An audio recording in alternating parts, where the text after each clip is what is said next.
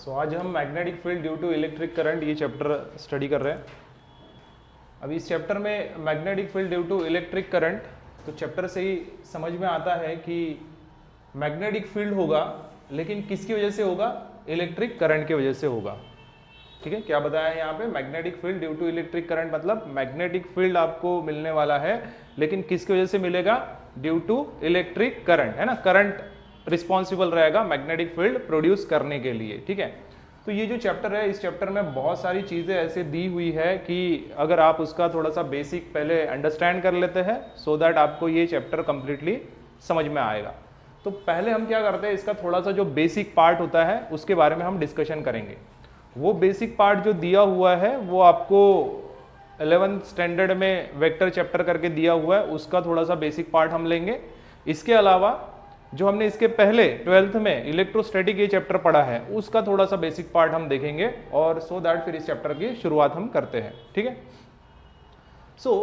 हम सबसे पहले जो टर्म देखते हैं उसके बारे में हम डिस्कशन कर रहे हैं यहाँ पे, दैट इज वेक्टर।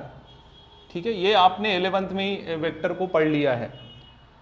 वेक्टर अगर हम कहते हैं तो जो भी फिजिकल क्वांटिटी आपको देखने को मिलती है, फिजिकल क्वांटिटीज मतलब लेंथ, मास, टाइम, टेम्परेचर, फोर्स, वेलोसिटी, जितने भी फिजिक्स में ये क्वांटिटीज आपको देखने को मिल रही है, that is called as the physical quantities.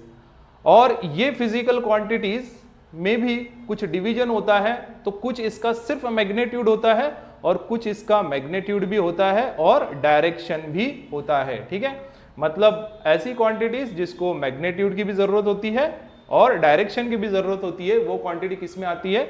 Vector quantity में आती है। जैसे फॉर एग्जाम्पल अगर आप वेलोसिटी कहते हो, ठीक है, कोई एक व्हीकल आगे बढ़ रहा है, मान लो कि ये एक व्हीकल है, ये व्हीकल अगर आगे बढ़ता है तो ऑब्वियसली ये कुछ ना कुछ वेलोसिटी से क्या होगा? आगे बढ़ेगा। अब ये जो वेलोसिटी है, तो वेलोसिटी कुछ ना कुछ वेलोसिटी मतलब उसका मैग्नीट्यूड होगा। मैग्नीट्यूड मतलब मान लो कि ये 10 किलोमीटर पर आवर से जो है आगे बढ़ रहा है, 10 किलोमीटर पर आवर से ये आगे बढ़ रहा है, तो ये 10 क्या इंडिकेट कर रहा है? उसका मैग्नीट्यूड। लेकिन किस डायरेक्शन में ये जा रहा है वो भी तो इंपॉर्टेंट है। यहाँ पे किस डायरेक्शन में ये जा रहा है, तो यहाँ पे मैग्नीट्यूड भी आ गया और क्या आ गया? उसका डायरेक्शन आ गया, और डायरेक्शन हमने इस डायरेक्शन में दिखाया। So this velocity is nothing but a vector quantity. तो ये वेलोसिटी क्या हो गया? एक वेक्टर क्वांटिटी हो गया, जहां पे आपको मैग्नीट्यूड की भी जरूरत होती है बताने के लिए और डायरेक्शन की भी जरूरत होती है। ओके, फोर्स हो गया, मान लो ये एक आपने किसी पर्टिकुलर टेबल के ऊपर में एक ऑब्जेक्ट रखा है और इस ऑब्जेक्ट पर आपने क्या किया, या फिर इस ऑब्जेक्ट के ऊपर में फोर्स अप्लाई हो रहा है। सो फोर्स कितने का अप्लाई हो रहा है? कोई मान लो इसको धकेल रहा होगा या कोई इसको खींच रहा होगा, तो बेसिकली इस ऑब्जेक्ट के ऊपर में क्या लग रहा है? फोर्स लग रहा है। ठीक है, सो ये फोर्स है, तो फोर्स का कुछ मैग्नीट्यूड होगा। मान लो मैंने इसका मैग्नीट्यूड जो है ये 10 न्यूटन ले लिया। सो 10 is what here? 10 is the magnitude. कितना लगाया है? 10। कितना लगाया है? 20। कितना लगाया है? 30।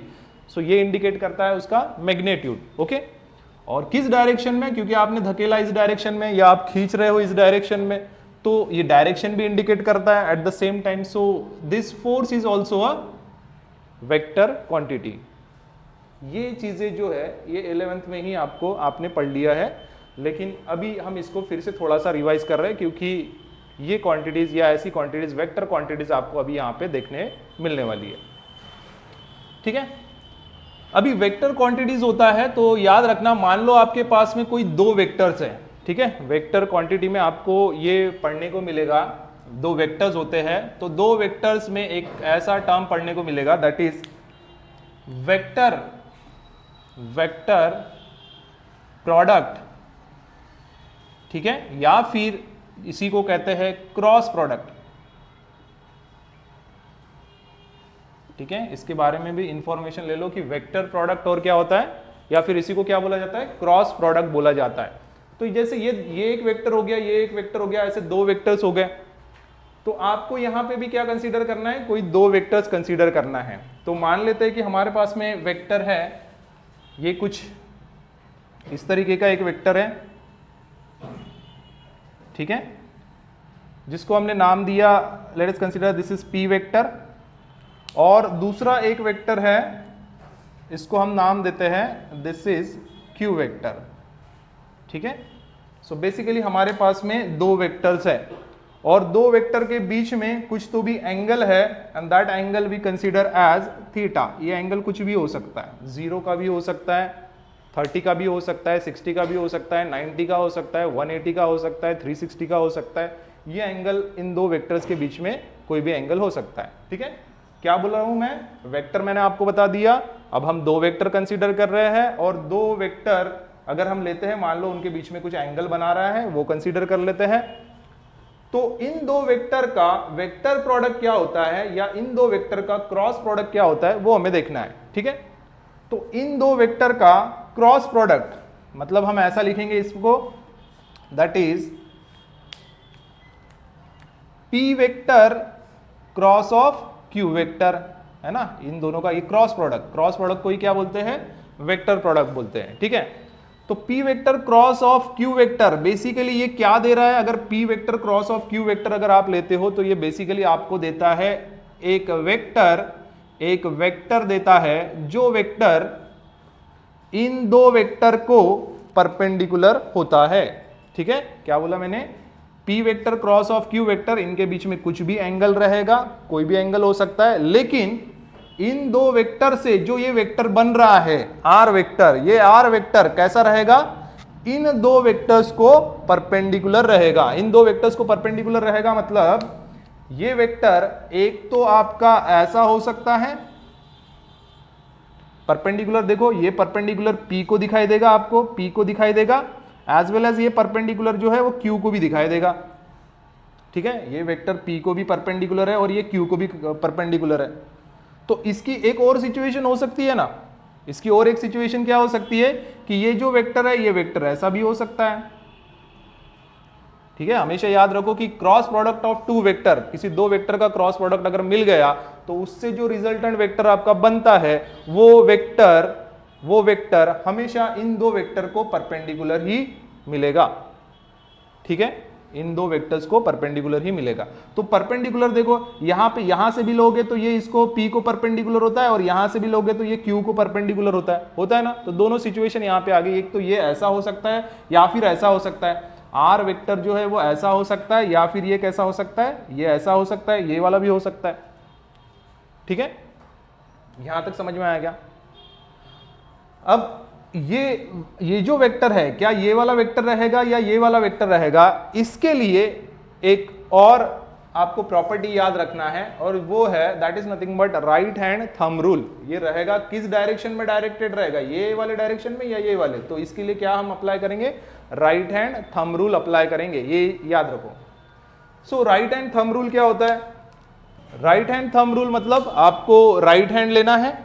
ठीक है, आपका राइट हैंड लेना है और राइट हैंड में जो कर्व फिंगर्स है, ठीक है, कर्व फिंगर्स है और ये जो थंब है, ठीक है, बराबर ध्यान देना, थंब क्या इंडिकेट करेगा, जो भी डायरेक्शन आपको ये R वाला जो रिजल्टेंट वेक्टर है इसका जो डायरेक्शन आपको चाहिए, क्या ये डायरेक्शन में ये डायरेक्शन में है, तो वो डायरेक्शन इंडिकेट कौन करेगा, ये थंब करेगा।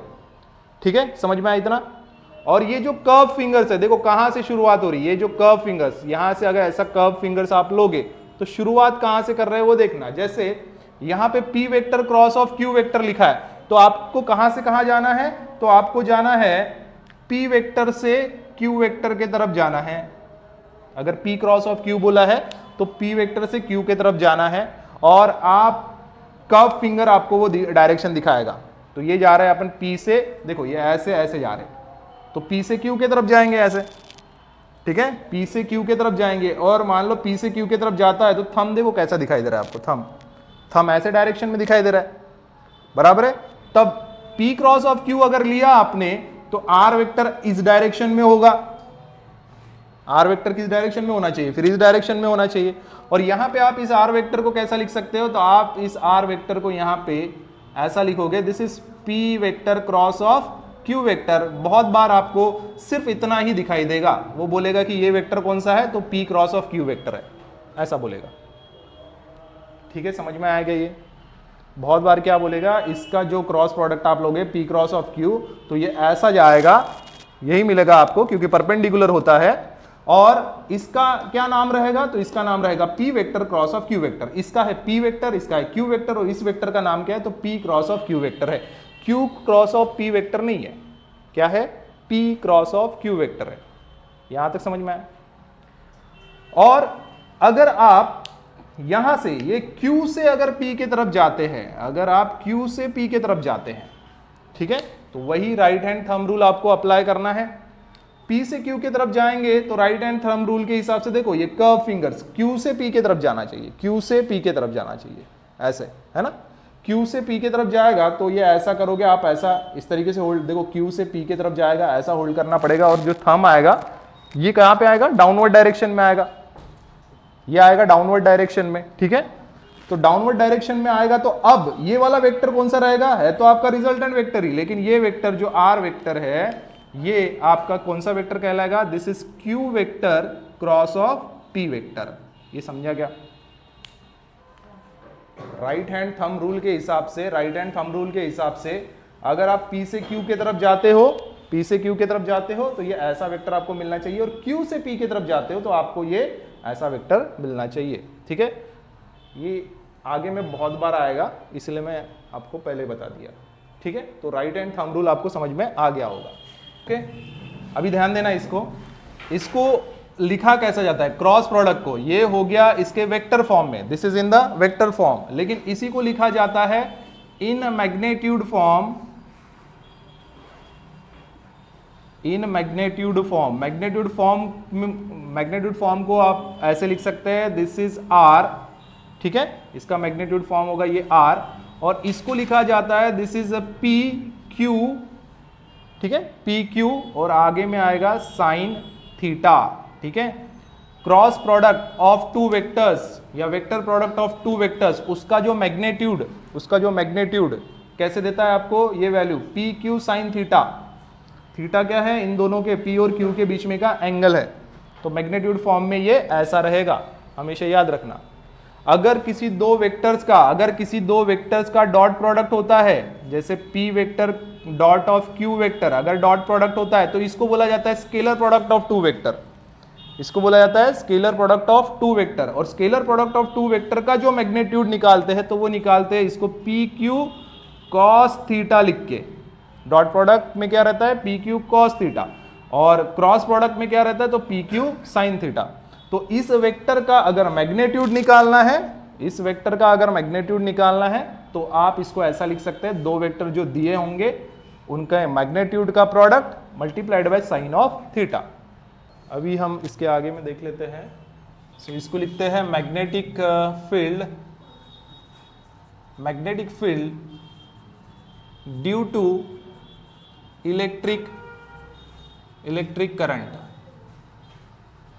ठीक है, magnetic field due to electric current. तो ये समझने के लिए, ऐसे बहुत बार आपने ये एग्जांपल देखा होगा कि मान लो कोई वायर है आपके पास में, so let us consider this is a wire, ठीक है, ये एक वायर है, रेड कलर का वायर लिया है, basically it is made up of copper से बना होगा ये, ठीक है। और कंसीडर करते हैं कि इसमें से क्या फ्लो हो रहा है, तो करंट फ्लो हो रहा है। यहाँ पे जो फ्लो हो रहा है ये क्या है, करंट, वायर में से क्या जाएगा, करंट जाएगा, ठीक है। तो करंट अगर जाता है तो क्या करता है, जब भी करंट यहां से फ्लो होगा तो उसके सराउंडिंग में क्या होता है, मैग्नेटिक फील्ड दिखाता है, उसके सराउंडिंग में मैग्नेटिक फील्ड दिखाता है। तो वो मैग्नेटिक फील्ड कैसे दिखाएगा, तो वो मैग्नेटिक फील्ड आपको कुछ इस तरीके से दिखाएगा, ये इस तरीके से सर्कुलर लूप्स आपको यहां पे देखने को मिलेंगे इसके सराउंडिंग में। This is what, this is the magnetic field. ये जो सराउंडिंग में दिखाई दे रहा है ये क्या है, तो ये मैग्नेटिक फील्ड है। अब ये मैग्नेटिक फील्ड है तो ये मैग्नेटिक फील्ड का कुछ डायरेक्शन भी होना चाहिए, किस डायरेक्शन में डायरेक्टेड है। तो वैसे तो ये आपको सर्कुलर फॉर्म में दिखाई दे रहा है ना, लेकिन किसी पर्टिकुलर पॉइंट पर आपको मैग्नेटिक फील्ड का डायरेक्शन अगर देखना होगा तो वो आप देख सकते हैं according to the right hand thumb rule. Right hand thumb rule अब भी मैंने बताया, राइट हैंड थंब रूल आपने यहां पे भी अप्लाई किया था और राइट हैंड थंब रूल आप यहां पे भी अप्लाई करोगे। राइट हैंड थंब रूल क्या देगा आपको, राइट हैंड थंब रूल मतलब आपको राइट हैंड में होल्ड करके रखना है उस वायर को, और थंब क्या करेगा, डायरेक्शन ऑफ करंट इंडिकेट करेगा। और डायरेक्शन ऑफ करंट अगर इंडिकेट करता है तो ये जो कर्व फिंगर्स होते हैं, ये कर्व फिंगर्स उसका डायरेक्शन बताएंगे, ठीक ठीक है। तो कर्व फिंगर्स का डायरेक्शन कौन सा दिख रहा है, ये ऐसे है ना, इधर से ऐसे जाते हुए दिखाई दे रहा है, इधर से ऐसे, ठीक है। तो मान लो अगर आपको ये पॉइंट पर मैग्नेटिक फील्ड निकालना होगा, ठीक है, अगर आपको इस पॉइंट पे मैग्नेटिक फील्ड अगर निकालना होगा तो मैग्नेटिक फील्ड का डायरेक्शन कैसा होना चाहिए, फिर ये साइड में होना चाहिए। देखो कर्व फिंगर्स आपने लिए ऐसे, थंब इस साइड में है, थंब इस साइड में है और कर्व फिंगर्स कुछ ऐसे है, तो ये पॉइंट पर मैग्नेटिक फील्ड का डायरेक्शन कुछ इस डायरेक्शन में आपको देखने को मिलेगा। This is B vector. Current को हम आई से इंडिकेट करेंगे, मैग्नेटिक फील्ड को बी से इंडिकेट करेंगे। और मैग्नेटिक फील्ड क्या है, एक वेक्टर क्वांटिटी है, बराबर है। अगर आपको ये पॉइंट पर निकालना है मैग्नेटिक फील्ड, ठीक है, तो क्या रहेगा, क्योंकि करंट इस डायरेक्शन में जा रहा है तो मैग्नेटिक फील्ड ऐसे इस तरीके से कर्व करोगे तो मैग्नेटिक फील्ड आपको ये डायरेक्शन में देखने को मिलेगा, ऐसे, मतलब अगर देखना चाहते हो तो इनवर्ड डायरेक्शन में मिलेगा बेसिकली। वो समझ में आ रहा है क्या ये? तो this is the direction of magnetic field. यहां पे देखोगे, ये पॉइंट पर देखोगे मैग्नेटिक फील्ड कर्व फिंगर्स लिए, मतलब ऐसा गोल घूम रहा है, तो मैग्नेटिक फील्ड का डायरेक्शन कैसा होगा, ये होगा बी वेक्टर। यहां पे देखोगे तो मैग्नेटिक फील्ड का डायरेक्शन क्या होगा, ये होगा, इस तरीके से गोल घूमते आ रहा है, ये पॉइंट पर ये डायरेक्शन होगा। ये समझ में आ गया इतना? तो करंट की वजह से क्या हुआ, यहां पे मैग्नेटिक फील्ड डेवलप हो गया। So magnetic field due to electric current, ये कंसेप्ट है। ओके, अब ये हो गया राइट हैंड थंब रूल के हिसाब से आपने इसका डायरेक्शन समझ लिए। अब हम देखेंगे फ्लेमिंग्स लेफ्ट हैंड रूल, ठीक है, फ्लेमिंग्स लेफ्ट हैंड रूल, इसको भी समझ लो, ठीक है। तो यहां पे आपको क्या कंसीडर करना है, लेफ्ट हैंड कंसीडर करना है, ठीक है। यहां पे क्या कंसीडर करना है, आपका लेफ्ट हैंड कंसीडर करना है, ठीक है। पेन होगा आपके पास में, ठीक है, एक पेन दिखाओ मुझे, पेन है सभी के पास में, निकालो पेन, लेफ्ट हैंड निकालो, ठीक है, लेफ्ट हैंड निकालो। अब यहां पे लेफ्ट हैंड में ये जो मिडल फिंगर है, ठीक है, मिडल फिंगर, और ये हो गया आपका इंडेक्स फिंगर, बराबर है, और ये हो गया आपका थंब, है ना, वही बोलते ना इसको। तो ये जो मिडल फिंगर है, मिडल फिंगर में आप क्या लिखो, वी करके लिखो, वी, मिडल फिंगर में क्या लिखेंगे, वी। और जो इंडेक्स फिंगर है उसमें आप लिखेंगे एम, ठीक है। इंडेक्स फिंगर में क्या लिखेंगे आप, एम लिखेंगे। और ये जो थंब है इसमें क्या लिखेंगे, एफ लिखेंगे, थंब पे क्या लिखेंगे, एफ लिखेंगे। ये बहुत काम में आने वाला है आगे चल के, इसलिए लिख के रख दो अभी, ठीक है। ये वी लिखा आपने, यहां पे क्या लिखा, एम लिखा इंडेक्स फिंगर पर, और थंब पे आपने लिखा एफ लिखा, ठीक है। एफ क्या इंडिकेट करेगा, फोर्स इंडिकेट करेगा। Okay, so Fleming left hand rule, Fleming left hand rule ये क्या कहता है, तो फ्लेमिंग लेफ्ट हैंड रूल ये कहता है कि आप अपना जो आपका जो लेफ्ट हैंड है उसमें जो ये मिडल फिंगर है, वो मिडल फिंगर क्या इंडिकेट करेगा, तो मिडल फिंगर इंडिकेट करेगा direction of the motion of the particle, ठीक है। क्या बोला मैंने, direction of the motion of the particle, ठीक है। मान लो ये पार्टिकल है, एक पार्टिकल है, जो पार्टिकल, ये पार्टिकल यहां से जा रहा होगा, ऐसा पार्टिकल ऐसा जा रहा होगा, तो पार्टिकल जाएगा तो पार्टिकल का कुछ वेलोसिटी रहेगा। अब ये पार्टिकल जो है ना, ये पार्टिकल पॉजिटिव प्रोटॉन सकता है, और मान लो कि अभी इसके ऊपर में जो मैग्नेटिक फील्ड होगा, मैग्नेटिक फील्ड का जो डायरेक्शन होगा, ये मैग्नेटिक फील्ड का डायरेक्शन कुछ इस डायरेक्शन में डायरेक्टेड होगा, ठीक है। कंसीडर करो कि मैग्नेटिक फील्ड जो है वो कुछ ऐसा जा रहा है, ये मैग्नेटिक फील्ड है, ठीक है, this is the magnetic field. तो इस पार्टिकल के ऊपर में जो मैग्नेटिक फील्ड एक्ट हो रहा है, ये मैग्नेटिक फील्ड का डायरेक्शन किस डायरेक्शन में है, तो मैग्नेटिक फील्ड का डायरेक्शन है इस डायरेक्शन में, ठीक है। ये हो गया v वेलोसिटी का डायरेक्शन, और ये हो गया मैग्नेटिक फील्ड का डायरेक्शन। तो जब कोई पार्टिकल मैग्नेटिक फील्ड में आता है, जब कोई particle with the velocity magnetic field में आता है, तो उस पार्टिकल के ऊपर में ऑटोमेटिकली एक फोर्स डेवलप हो जाता है, और उस फोर्स का डायरेक्शन हमें निकालना है, और उस फोर्स का डायरेक्शन कौन बता रहा है? तो वो फोर्स का डायरेक्शन बताता है लेफ्ट हैंड रूल। ठीक है, तो यहां पे ये जो वेलोसिटी, ये देखो ये जो फिंगर है, ये फिंगर देखो, वेलोसिटी का डायरेक्शन इधर डायरेक्शन में, तो मैं कुछ ऐसा रखूंगा वेलोसिटी को, वेलोसिटी का डायरेक्शन, और मैग्नेटिक फील्ड का डायरेक्शन ये है, तो ये मैग्नेटिक फील्ड का डायरेक्शन हो गया, यहां पे बी लिख दो। ठीक है, वेलोसिटी का डायरेक्शन ये, मैग्नेटिक फील्ड का डायरेक्शन ये। तो जो फोर्स इसके ऊपर में एक्ट होता है, ये पार्टिकल के ऊपर में, वो फोर्स का डायरेक्शन क्या रहेगा? वर्टिकली अपवर्ड रहेगा। तो यहां पे आप फोर्स का डायरेक्शन बता सकते हो कुछ इस डायरेक्शन में, ये हो गया फोर्स का डायरेक्शन। फोर्स का डायरेक्शन मतलब पार्टिकल जब मैग्नेटिक फील्ड में जाता है तो अपने आप ये सीधा नहीं जाता, फिर ये पार्टिकल जो है, ये पार्टिकल सीधा नहीं जाता, पार्टिकल के ऊपर में फोर्स एक्ट हो जाता है और वो अपवर्ड डायरेक्शन में एक्ट हो रहा है। तो ये जो पार्टिकल है इधर से ऐसा आएगा, तो ये मैग्नेटिक फील्ड में ऐसा सीधे ना जाते हुए ये कैसे जाएगा? ऊपर चले जाएगा, क्योंकि इसके ऊपर में जो फोर्स एक्ट हो रहा है अपवर्ड डायरेक्शन में एक्ट हो रहा है।